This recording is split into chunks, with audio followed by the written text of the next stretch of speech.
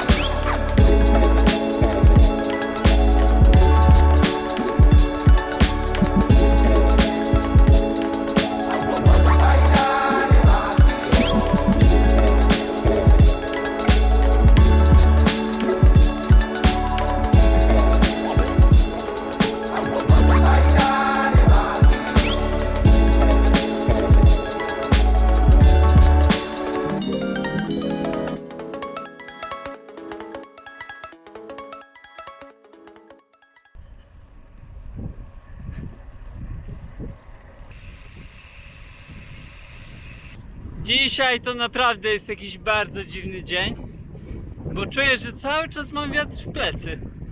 To jest po prostu niewiarygodne, nie wiem co tu się dzieje. Jakaś aberracja czasoprzestrzeni. Niemożliwe.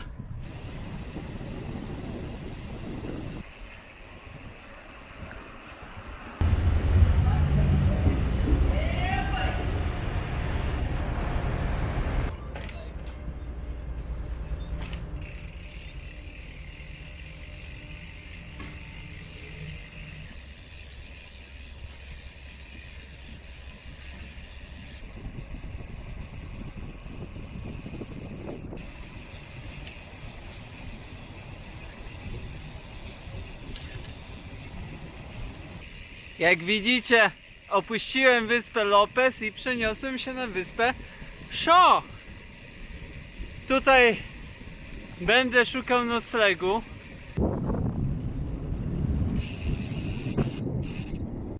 I dotarłem na swój nocleg w Shaw County Park.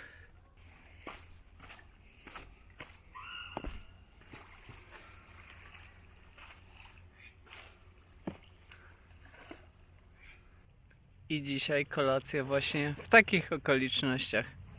Bardzo przyjemnych. A jutro mam nadzieję, że będzie podobnie. Do zobaczenia. Zobaczcie, jakie dzisiaj śniadanko. Bajgiel blueberry z masłem orzechowym, dżemem i bananem. No i oczywiście kawka. A wszystko w takich pięknych okolicznościach natury. Śniadanie zjedzone, kawa wypita. Zaczynamy dzień 54. Jeszcze jestem na Shaw Island. Robię sobie taką pętelkę po wyspie.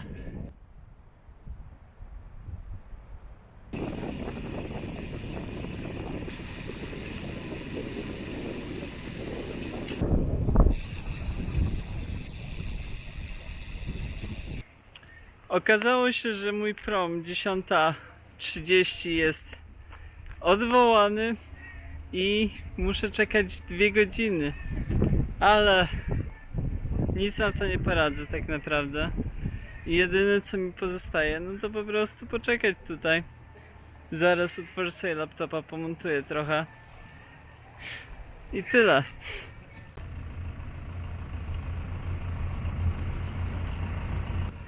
W końcu jest! Po 2 godzinach oczekiwania prom w końcu przybił, no i mogę jechać na wyspę Orcas Island.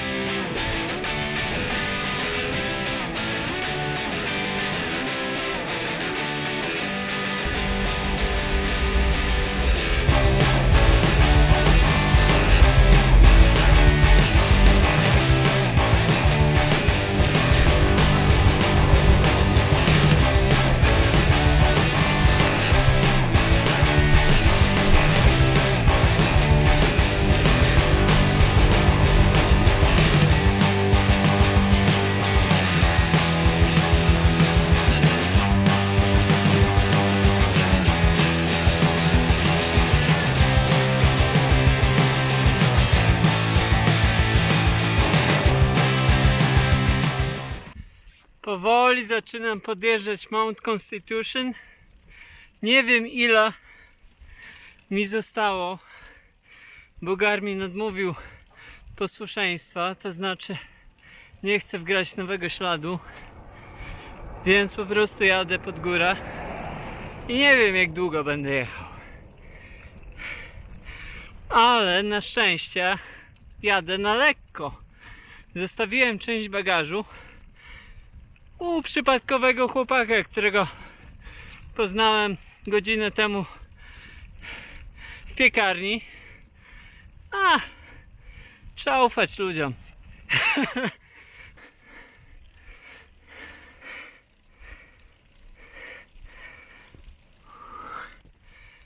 Oj, powiem wam, że Mount Constitution daje w kość. Tutaj nie ma małych procentów. Do 14 czasami dochodzi. To nie jest Logan Pass, gdzie więcej niż 8 to nie wchodziło. No ale powoli do góry. Już zostało tylko 240 przewyższenia, więc nie tak źle.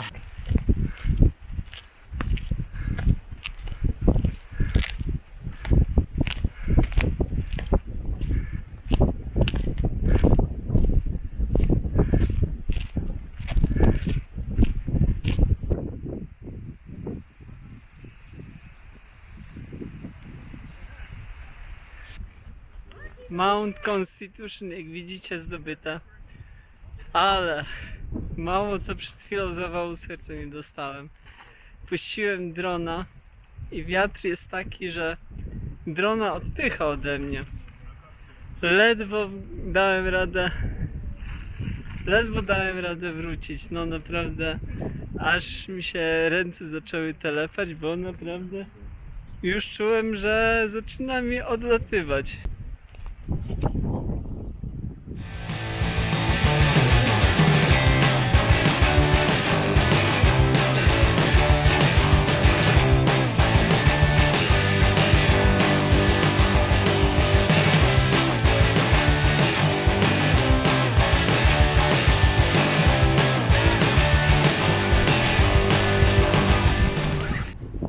Pokąpane. Wracamy. No teraz jadę po rzeczy swoje. Rzeczy od mojego nowego znajomego odebrane. Wszystkie. Zanim do swoich hostów dojadę, to jeszcze wam opowiem historię z wczoraj. W zasadzie z dzisiaj w nocy, bo zapomniałem wcześniej opowiedzieć. A mianowicie miałem 2 ataki Shopa na swój rower, który był strzeżony przez mój alarm rowerowy, jednocześnie GPS. No i za każdym razem jak Shop się próbował dobrać do roweru, to alarm dzwonił i Shopa płoszył. Więc powiem wam, że jeśli chcecie zabezpieczenie rowerowe antyshopowe, no to zdecydowanie Knock Scout.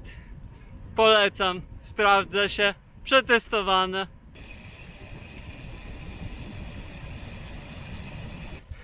Jeszcze coś takiego na koniec. Dojechałem już do swoich dzisiejszych hostów, zaraz będziemy jedli kolację. Przewyższenie dzisiaj wyszło prawie 2000. Tak chyba nie powinny wyglądać wakacje, coś mi się wydaje. Jutro muszę wdrożyć jakiś plan naprawczy. Zobaczymy, co będzie jutro, a na razie do zobaczenia. Hej. Zastanawiacie się pewnie, gdzie jestem, no a jestem u swoich hostów. Wczoraj wam tego nie pokazałem, bo jeszcze nie miałem ich zgody na to, żeby nagrać to, jak to wszystko wygląda, ale no powiem wam, że sytuacja tutaj na wyspie, jeśli chodzi o mieszkalnictwo, jest taka dość skomplikowana, delikatnie rzecz ujmując, bo Kelly i James pracują oboje, zarabiają całkiem nieźle, z tego co mi powiedzieli, ale no po prostu nie ma gdzie tu mieszkać, a ceny wynajmu są tak horrendalne, że stwierdzili, że po prostu wynajmą kawałek przestrzeni, na której postawią swoją przyczepę, no i w tej przyczepie będą mieszkali. Przyczepa jest dość luksusowa, ale no mimo wszystko wydaje się to taka dla nas sytuacja dość kuriozalna, można powiedzieć.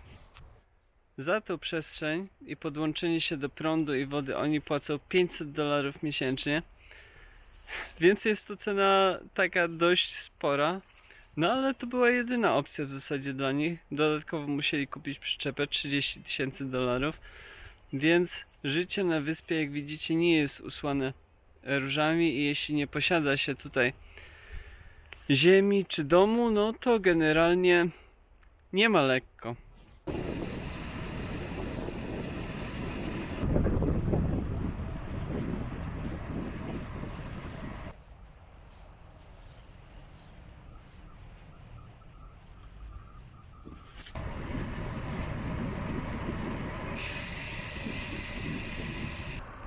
Dzisiaj, podobnie jak wczoraj, prom dość późno, 12:30 dopiero, więc ja po 11:00 ruszyłem z East Sound i oficjalnie można rozpocząć dzień 55.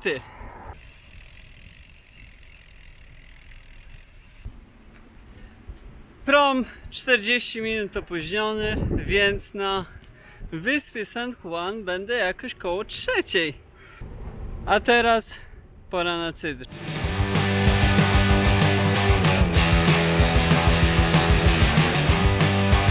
Zdrowie.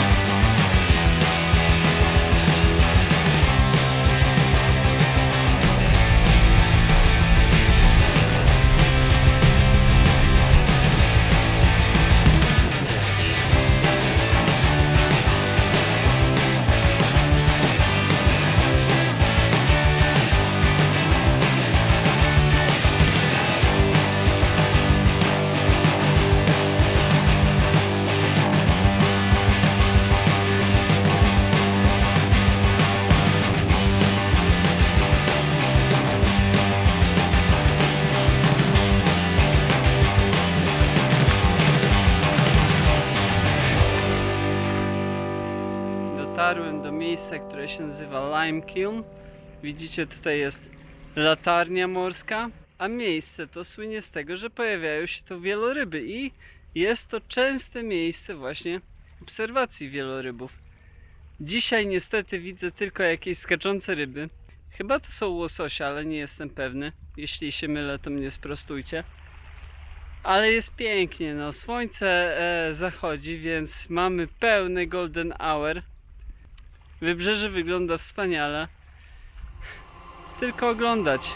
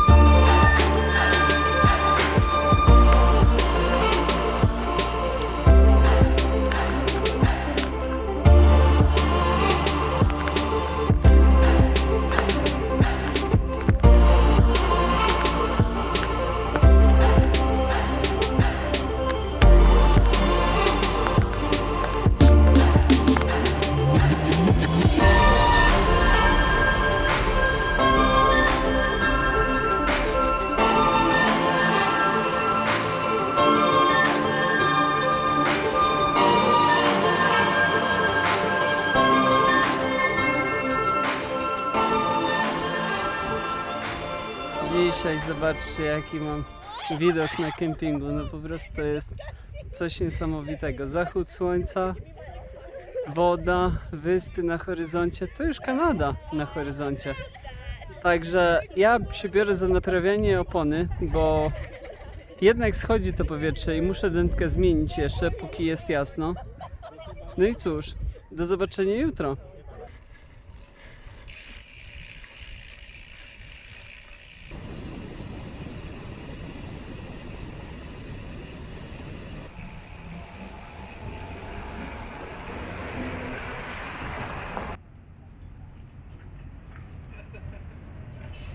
Wrzucam właśnie vloga, będąc na promie, i znalazłem miejscówkę dokładnie jedną, gdzie jest najlepszy internet i jest szansa, że vlog się zdąży wrzucić, zanim odpłyniemy. Tą miejscówką jest ławka z przodu promu. Na wyspie Shaw zobaczyłem, że przy przeprawach promowych jest najszybszy internet i im bliżej tego miejsca, gdzie jest prom, tym lepiej ten internet działa.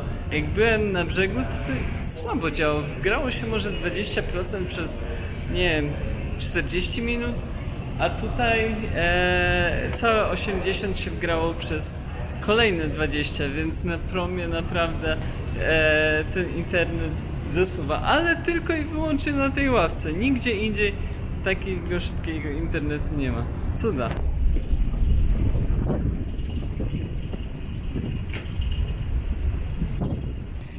Jak widzicie, już jestem na stałym lądzie z powrotem. Zaczynamy dzień 56. Na promie trochę roboty było, ale wszystko ogarnięte, więc teraz spokojnie już mogę sobie jechać. Dzisiaj kierunek południe. Zobaczymy, jak wyjdzie, bo dystans jest spory. 130 km do Port Angeles. A widoki dzisiaj powinny być całkiem spoko, bo praktycznie cały dzień wybrzeżem.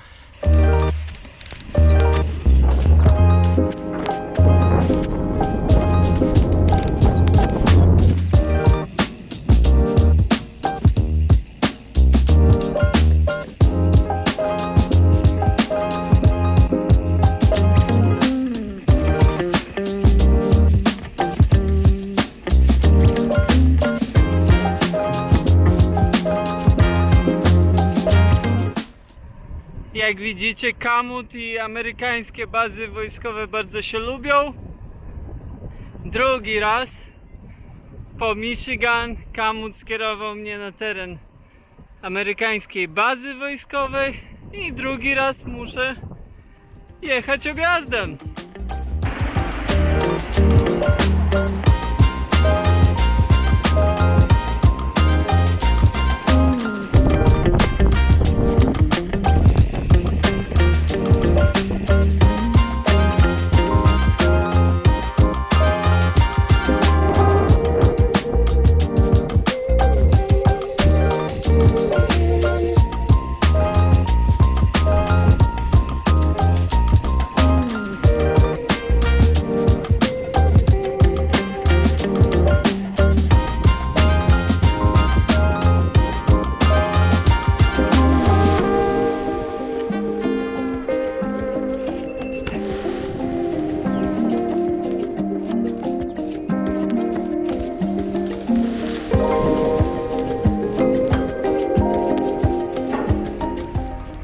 Wczoraj sobie pomyślałem, że trochę się też nastawiłem na to, że dzisiaj dojadę do Victoria już w Kanadzie, czyli dzisiaj jeszcze bym się przeprawił raz promem.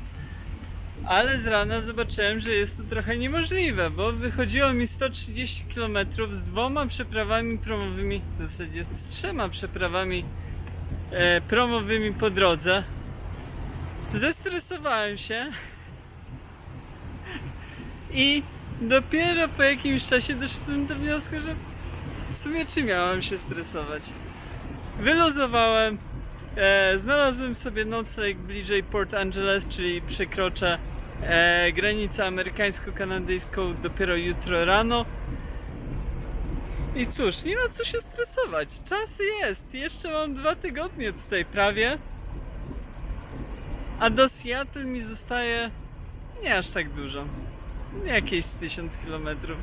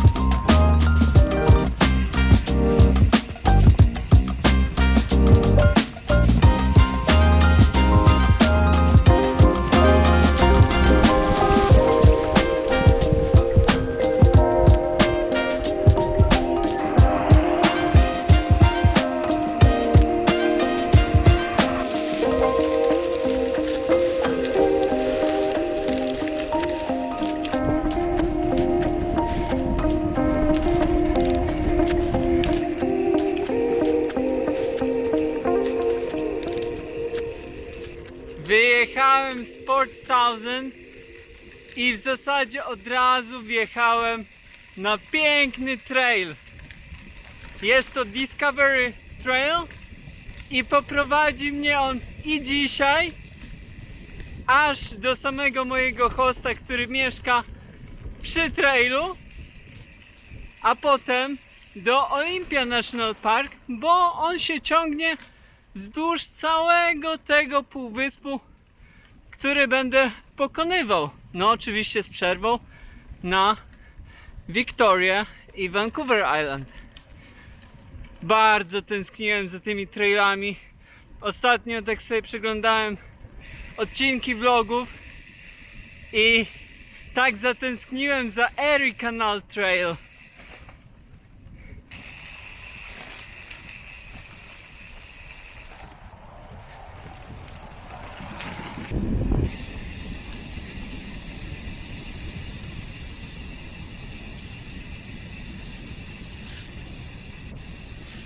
Powoli dojeżdżam do swojego gospodarza. Długi dzień wyszedł. Już jest po 7. 190 km dzisiaj wyjdzie. No trochę oszukane, bo z 50 zrobił prom. Ale to nadal wychodzi bardzo dużo jak na dzień, który powinien być wakacjami. Póki co żegnam się z wami, no i widzimy się jutro. Witam was, witam wprost z Discovery Trail w stanie Washington. Zaczynamy dzień 56.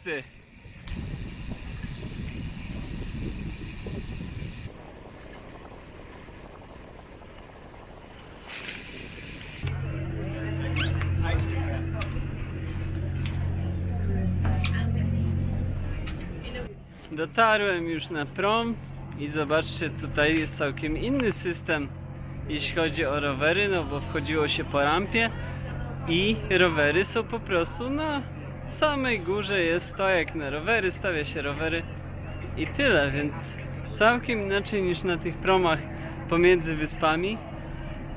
Zapłaciłem $30 prawie za mnie i rower, więc trochę drożej niż na wyspach.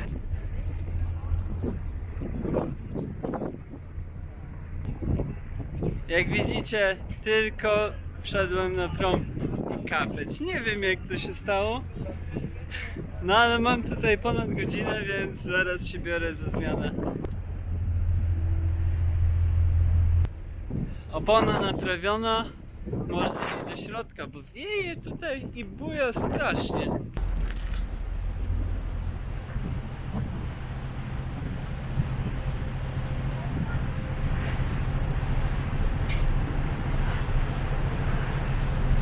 Był wieloryb.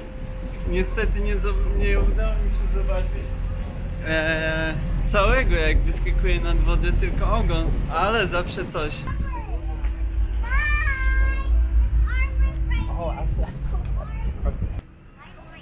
Już na kanadyjskiej ziemi, zaraz schodzimy.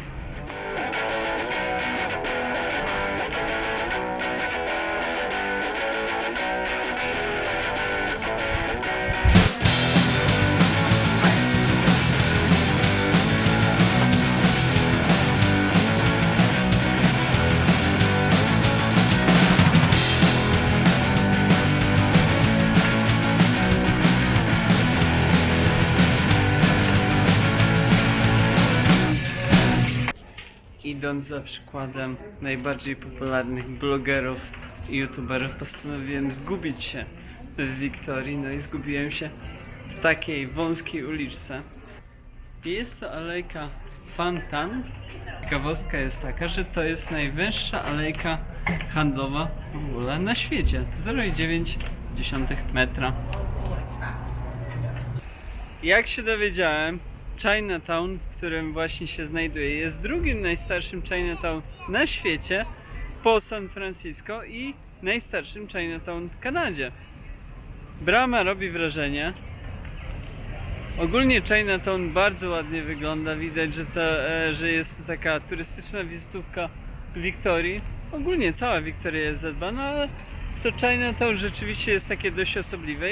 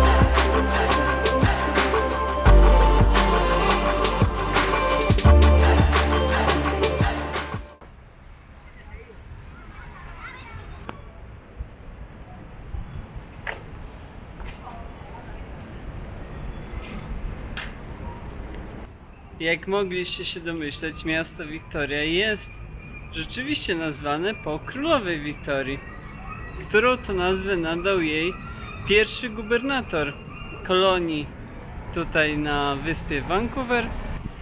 Fort Victoria jako taka osada, kolonia zostało założone w 1843 roku, czyli bardzo późno. Mojego gubienia się w Wiktorii ciąg dalszy. Tym razem zgubiłem się na głównym deptaku, takiej zamkniętej dla ruchu samochodowego drodze. Niby deptak, ale rowerem można jeździć. Jak widzicie, dojechałem już do swoich gospodarzy, którzy mieszkają całkiem blisko centrum. Dzisiaj tylko 60 km. Takie gubienie się i kręcenie wokoło Wiktorii. Bardzo, bardzo przyjemnie. Wybrzeże bardzo ładne. Także do zobaczenia jutro.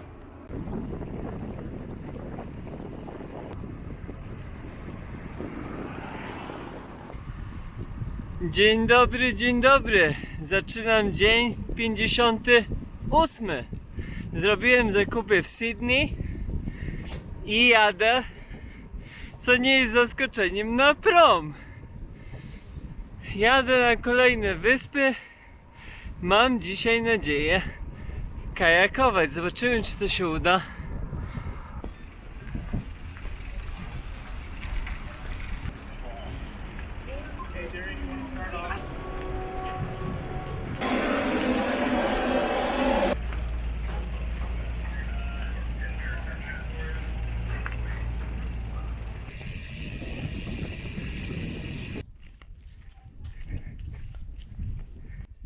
Kajaki niedostępne, ale jest SUP, także zaraz wsiadam na dechę i płyniemy. Będę sobie pływał przez 3 godziny. Tak wygląda mój SUP. Pora zaczynać.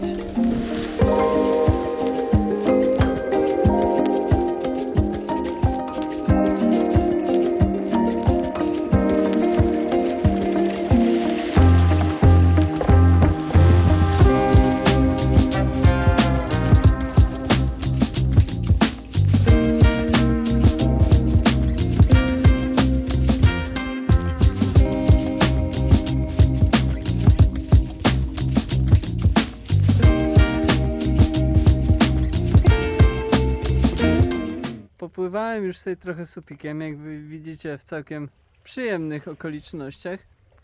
15 minęła, więc pora zawijać do portu, bo 17:20 mam prom na kolejną wyspę, gdzie będę miał nocleg. Także pora wracać, niestety. Zobaczcie, że tu na horyzoncie wszędzie są w oddali góry. Nie wiem, czy to widać w ogóle, ale one tam są.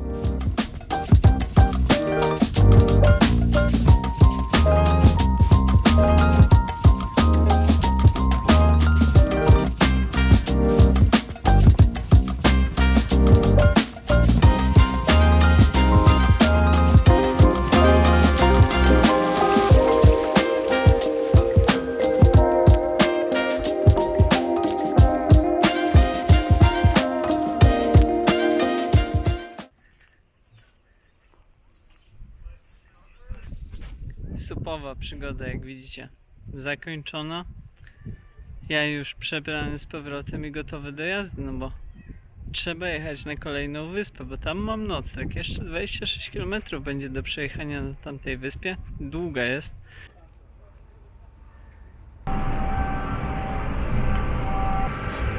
Już jestem na promie, kierunek Galliano.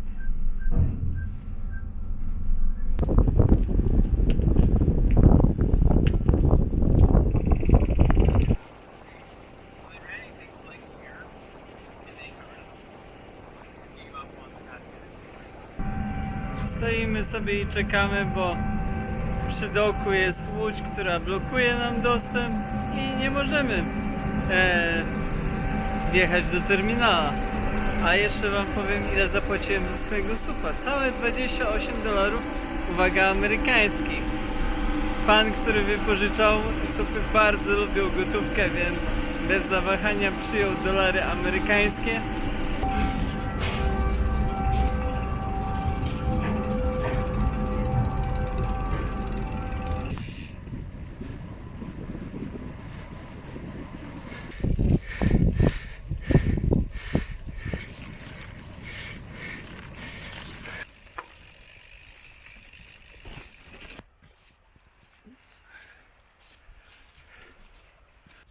Jak widzicie, czasami planowanie trasy nadal mi nie wychodzi i takie są tego efekty.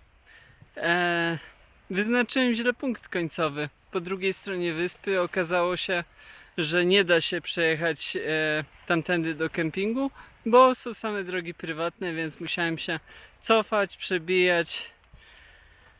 Dramat. No ale cóż, tak to jest. Czasami ale i tak jest pięknie. Także do zobaczenia jutro.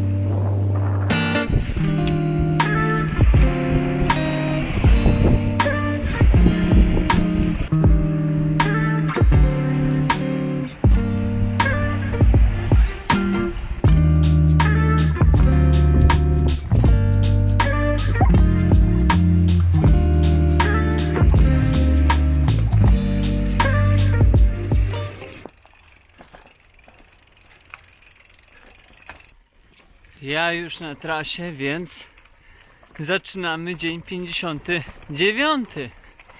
A to będzie dzień powrotu. Powrotu do Wiktorii.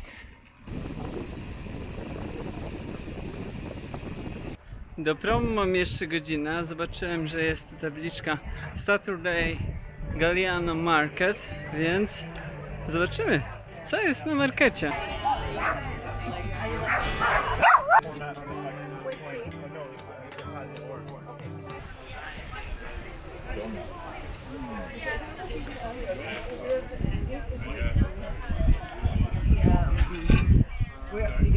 Jak widzicie, jest to bardzo dużo takich artystycznych rzeczy i w sumie to nie może dziwić, bo jak się dowiedziałem od swoich poprzednich hostów, tutaj na tych wyspach południowych Zatoki jest bardzo duża społeczność taka hipisowska i to taka stara społeczność hipisowska, bo z okresu wojny w Wietnamie, kiedy to rząd amerykański rekrutował do wojska tych,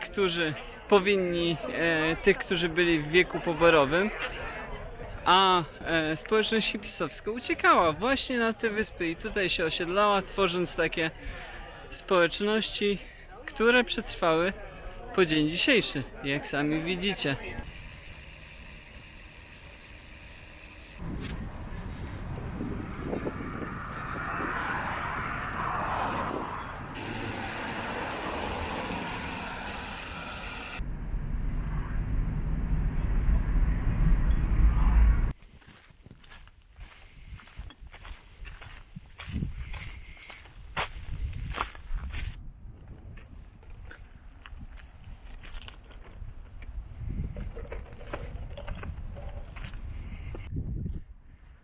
Widzicie, popijamy sobie tonik z ginem, z lodem, z cytrynką w takich pięknych okolicznościach. Czego chcieć więcej?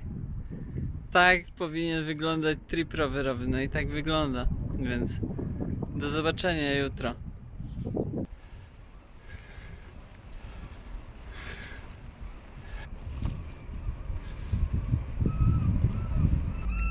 Jak widzicie, już jestem na promie, zaraz ruszam z powrotem w kierunku Stanów.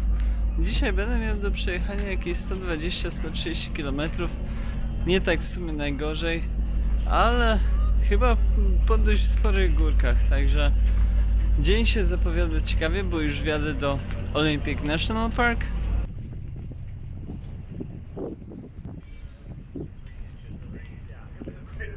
Właśnie przeszedłem najbardziej chillową kontrolę graniczną w historii.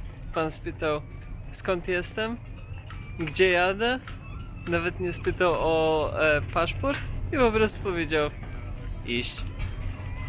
Tak się wjeżdża do Stanów z Kanady. Zszedłem z promu i okazało się, że mam awarię. Urwała się szprycha w przednim kole. Na szczęście jesteśmy w Stanach, w mieście turystycznym i są tutaj sklepy rowerowe, które są otwarte w niedzielę. Muszę co prawda poczekać, bo jest godzina 8, a sklep się otwiera o 9.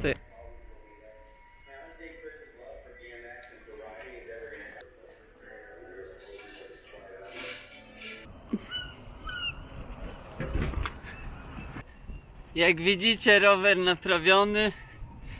Na szczęście jest godzina 10, czyli całkiem spoko, jeszcze jest czas. Cieszę się, że się udało, bo nie stracę dzięki temu dnia na czekanie. $40 mnie kosztowała ta przyjemność, ale no cóż, jak trzeba to trzeba. I jest zrobiony rower, więc mogę jechać dalej. Wszystko zostało sprawdzone. Hamulce, przerzutki wyregulowane, także teraz już chyba spokojnie do Seattle będę mógł sobie z tym dojechać.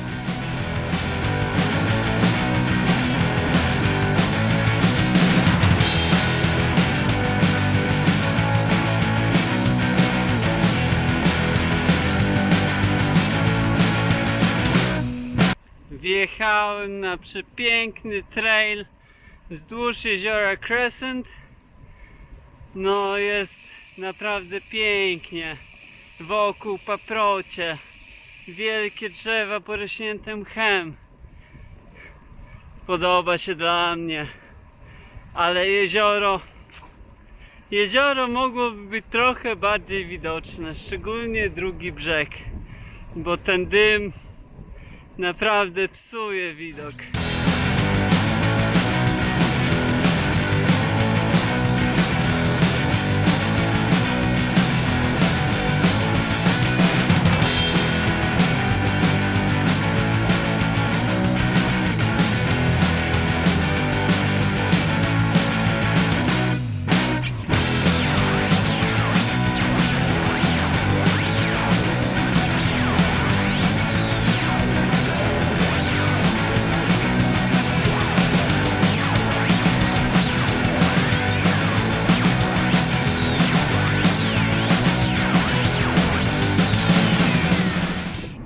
To 20 km zrobione, dojeżdżam do miejsca docelowego, którym jest kemping dla rowerzystów.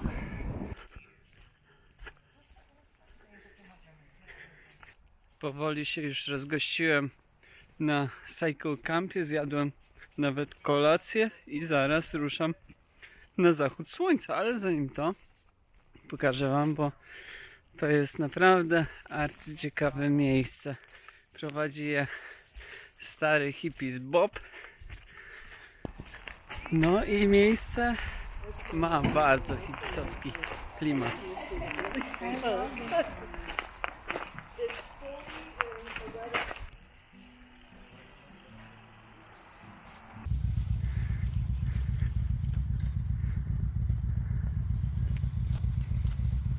My gynecologist says I can grow and she gave me a thing, so anyway, I got permission from my gynecologist.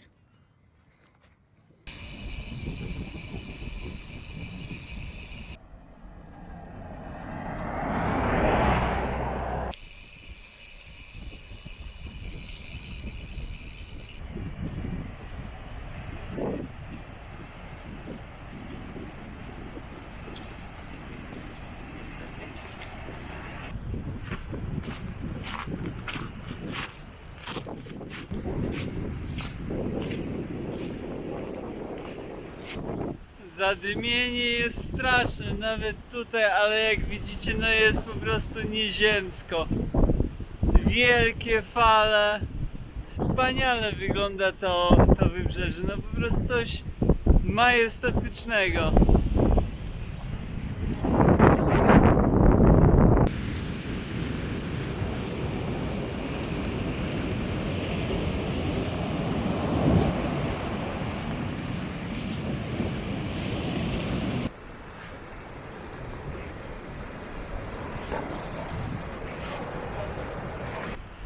Słońce już powoli zachodzi, a jako że jest niedziela, to znaczy, że jest koniec też i vloga. Nie chce się kończyć, ale trzeba. Dziękuję wam za oglądanie, za komentowanie. Subskrybujcie, klikajcie te dzwoneczki, żeby pamiętać o kolejnych odcinkach, bo jeszcze będą kolejne odcinki. A na dzisiaj koniec. Do zobaczenia. A, no i jeszcze jedno. Gdyby ktoś mówił, że w Anacortes nie dojechałem nad Pacyfik, no to teraz już dojechałem. Do zobaczenia.